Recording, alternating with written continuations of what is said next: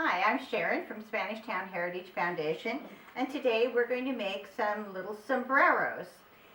You'll need a party cup, a plate, a bottle cap, white glue,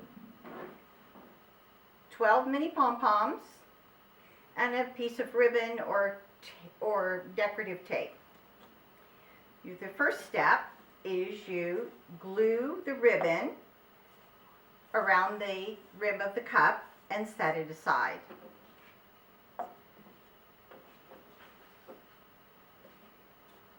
Then you can take the little cap with the glue and the mini pom-poms, and the children can simply dip the pom-pom in the glue and then decorate their plate however they would like.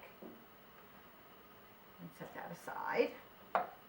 So once the plate is decorated, we'll just use this one, and the cup with the trim, you just take the glue, simply go around the rim, and then place it in the middle of the cup, hold it for a second, and there you have it. You'll have your finished product.